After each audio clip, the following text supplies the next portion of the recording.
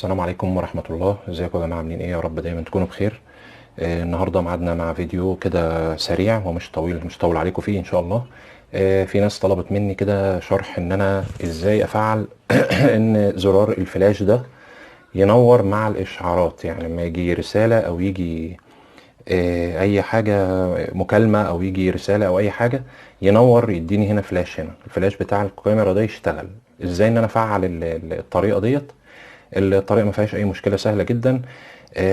هندخل على طول، بس طبعا قبل ما نبدأ ما تنسوش طبعا تشتركوا في القناة لو اول مرة تشوفنا، ولو عجبك الفيديو تعمل لايك، ونتابع مع بعض ازاي نعمل الطريقة دي.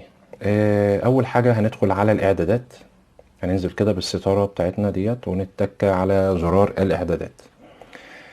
بعد كده طبعا انا بشرح هنا على الموبايل A71، ولكن هو نفس الطريقه تعتبر هي يعني حتى الاعدادات احنا بندخل على الاعدادات تمام.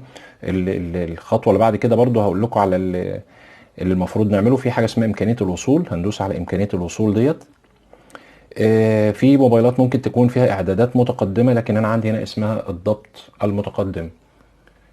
فاحنا هندوس على الضبط المتقدم ديت، وندوس على حاجة اسمها إشعار الفلاش. في حاجة اسمها الإشعارات تحت اهيت شايفينها، هندوس على إشعار الفلاش كده. في عندنا تخصيصين اتنين. بالنسبة لي في ال A71 عندي إشعار الفلاش بتاع الكاميرا، يعني الكاميرا اللي هي اللي الخلفية دي، تمام زي ما قلنا، دي اللي احنا ده المطلوب. وفي كمان إشعار عندي اللي هو بتاع فلاش الشاشة، يعني الشاشة نفسها هنا فيها فلاش عندي في ال A71. في موبايلات طبعا ما فيهاش الموضوع دوت، انها بتدي فلاش كده في الشاشه الاماميه او الكاميرا الاماميه يعني. فده الشرح بتاعي على الاي 71 عشان ما حدش يتلخبط. بس انا عندي فيه زياده عندي، بس اللي هي الاشعار بتاع فلاش الشاشه. لو انا عملت اشعار فلاش الكاميرا ده وفعلته بالشكل دوت، هبدا اعمل معاينه كده. لو عملت معاينه كده بصوا، نعمل معاينه تاني.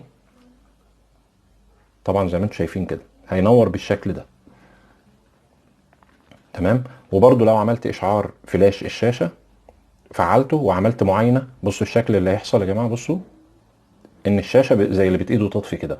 هو ده الاشعار اللي هيجي لك ساعه ما يجي لك اي مكالمه او اي رساله او اي حاجه من دي. فاحنا هنجرب دلوقتي مع اي مكالمه. هحاول اعمل اي مكالمه دلوقتي عشان نشوف بنفسنا معاكم الطريقه ناجحه ولا لا. دلوقتي انا يعني هنختبر الموضوع يا شباب. احنا هنطفي الشاشه اهوت عشان تبان معانا الاشعار. انا خليت حد يرن عليا اهوت. اي اشعار هيجي هتلاقي الشاشه راحت منوره، والفلاش كمان بتاع الكاميرا الخلفيه هينور. ثانيه واحده.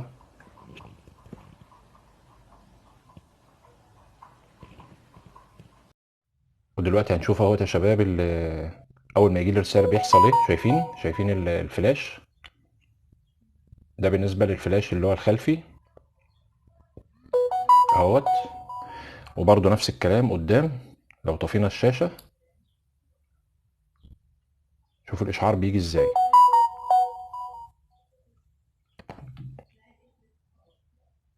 زي ما انتم شايفين يا جماعه، الطريقه سهله جدا ما فيهاش اي مشكله. والتفعيل طبعا زي ما قلنا اهوت.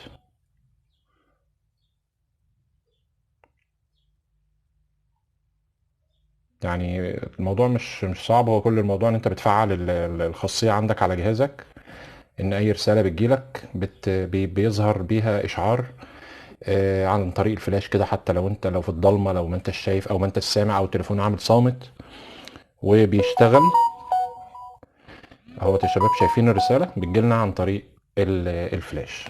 ده كان فيديو النهارده يا جماعه، وبشكركم، وان شاء الله نتقابل مع فيديو جديد. شكرا ليكم، والسلام عليكم ورحمه الله وبركاته.